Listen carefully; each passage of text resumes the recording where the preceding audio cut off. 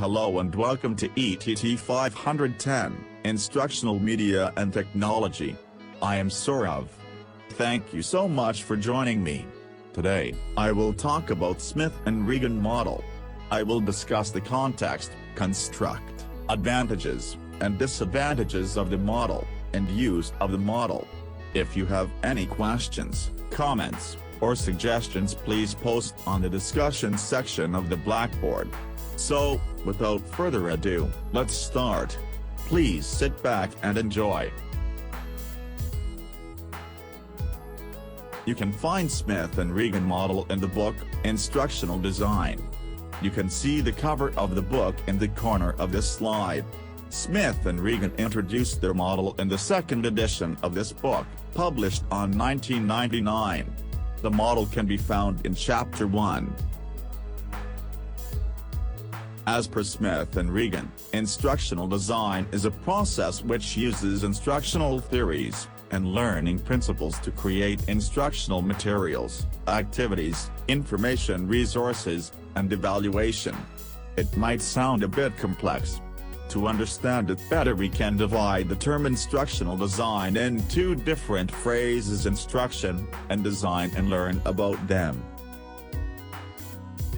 Sometimes we interchange the word instruction with education, training, and teaching, although they do not mean the same thing. The goal of a training is to get a job, for example, vocational training. Teaching is related to human educator. But instruction is the medium of education, and it may or may not be associated with teaching or training.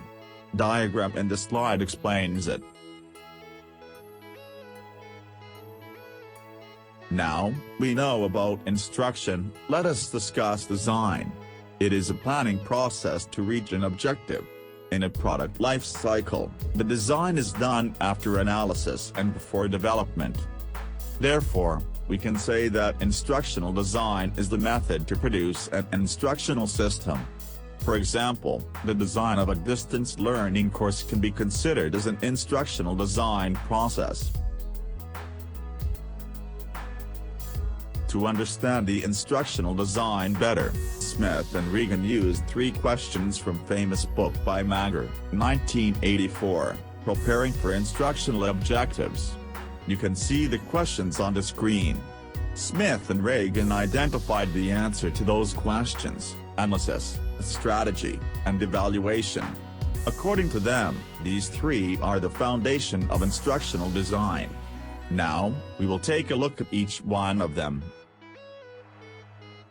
First one is analysis process. According to Smith and Ragan, in analysis process, instructional designers should care about 3 basic factors: learning environments, learners, and learning tasks. Based on the factors, they have to write the test terms. They have to answer questions such as, how much time is available for the training or workshop? What are the different goals for different learners? Second one is strategy phase. In this step, instructional designers should determine how to deliver the instructions. Some questions are important in this phase. Like, what will be the media of instruction? What should be the course content? What should be the sequence of the content? The last one is evaluation phase. The goal of this step is to improve already existing instructional process. According to Smith and Ragan, the designers should find their problems by asking questions like, is the content good? Can it be better? How could we make the learning easier? What are the right questions to ask to identify the problems in instructions? After problems are found, they have to be revised. Please take a look at the figure in the left side.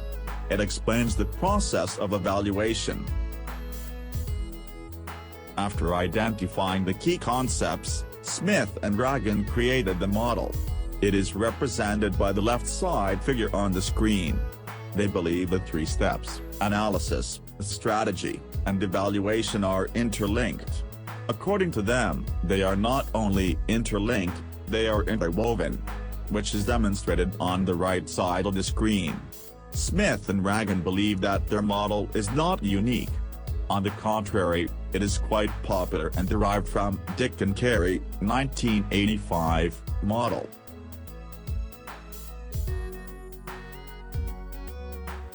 Smith and Ragan model, a systematic instructional design model, has many advantages. It helps the learners to express themselves. In this model, designers ask many questions to the learners, which helps the designers to get a better understanding of the learner's expectations, environment, and goal. The other advantages are in the slide. Here are some disadvantages of the model. According to Smith and Ragan, the model cannot identify user goal in advance. That is why the 3 steps have followed back and forth. They think that the model is not good for the non-instructional purpose. Smith and Ragan's model has been used by different organizations to develop instructional curriculum. Human resource departments of private organizations use it for employee training. Teachers use it to design coursework in both K-12 and higher education level. Governments use it to develop educational applications. Here are some key concepts of Smith and Ragan model. Hope you have enjoyed the presentation. Thank you so much for your time. I really appreciate it. Do not forget to share your opinion in the Northern Illinois University Blackboard discussion section.